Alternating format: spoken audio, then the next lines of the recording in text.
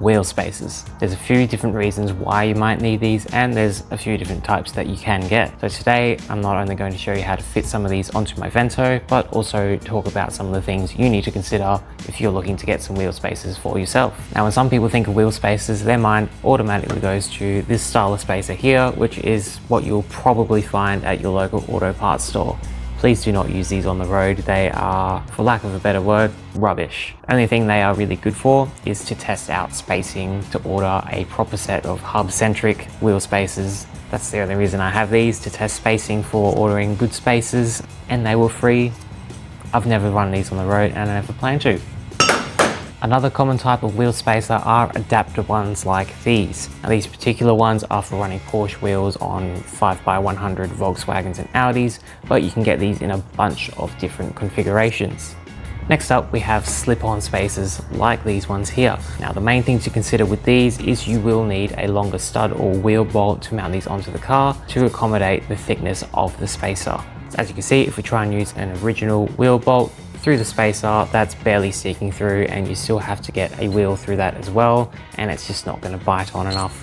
So you need a longer one like this. That way you have plenty of meat through there and it will grip onto the hub properly, and you're not going to have a wheel falling off. And lastly, in my selection of wheel spacers, we have some bolt-on ones. Now, these do require twice the amount of hardware opposed to your slip-on ones, so you will need the appropriate wheel bolts or nuts to mount the spacer to the hub, and then the appropriate wheel nuts or bolts to mount the wheel onto the spacer. If you're looking to buy some wheel spacers, make sure they are high quality ones. You do not want to be running cheap Chinesium wheel spacers on your car, because they will probably break and your wheel will fall off. You also want to make sure they are hub-centric to your application. So all of these three here, the car side of them are 57.1mm, which is pretty standard across Volkswagen models. And on the wheel side, these ones here are hub-centric to Porsche. These ones are hub-centric for aftermarket wheels, which I think are 73.1mm. And these ones are just Volkswagen hub-centric, because I wanted to not be restricted on what wheels I can run with them. If you do buy some that are just the standard hub-centric size throughout, make sure you get some spigot rings to match your wheels. In my case, I'm just using OEM wheels, so that's not really needed. You will also need the appropriate hardware to mount the spacers onto your car if you're getting bolt-on ones like these. Now, the factory ones on my Vento are the ball seat or radius ones like these, but the holes in the spacers themselves require the tapered ones like these, so I'll be swapping all the wheel bolts for some tapered ones that I had lying around. And as I mentioned with the slip-on ones, you need to make sure they're the right length as well. The other thing to consider is what wheel nuts you will need for the wheels you are running on your car.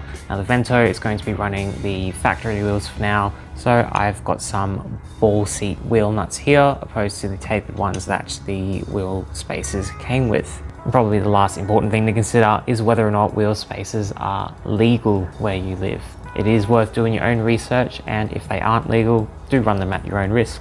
Now, why do people run wheel spacers in the first place? Well, there's quite a few reasons for that. Sometimes it's to get enough clearance between the wheel and the suspension components. Sometimes it's just to get a nice fitment going. Other times you might just want to run different OEM wheels on your car. In my case, I've recently lowered my Vento, and the wheels I want to put on the car are not quite ready to go on yet.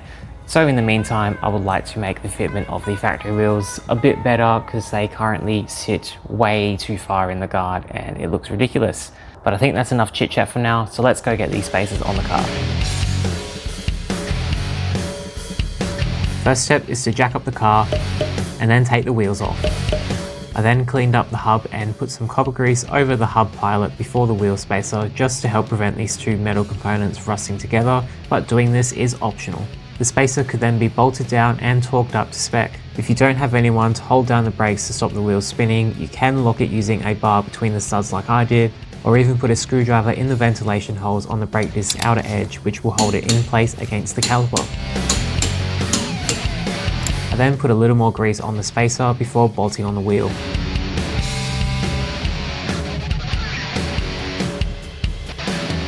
With the first wheel done, I could then repeat these same steps for the rest of them, using 20mm spacers on the front and 30s on the back.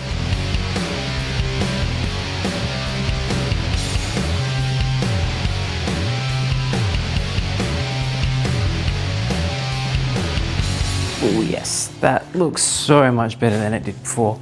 Now honestly, I think the backs are sitting perfectly. There's just enough room to get your hand in there. It should hopefully not catch on the guard when it tucks up a bit more over bumps and stuff.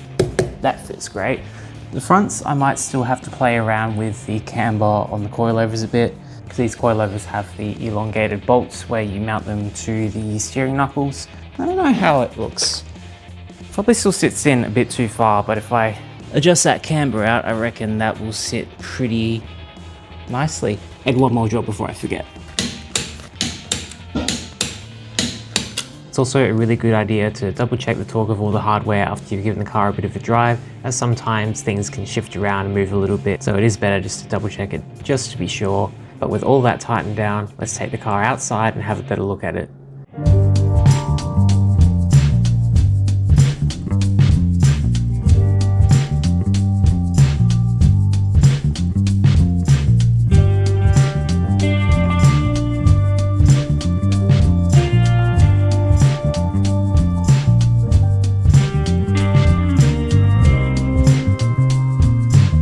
Be sure to check out more of my quick mod videos. Consider subscribing if you're new, and I will see you all in the next one.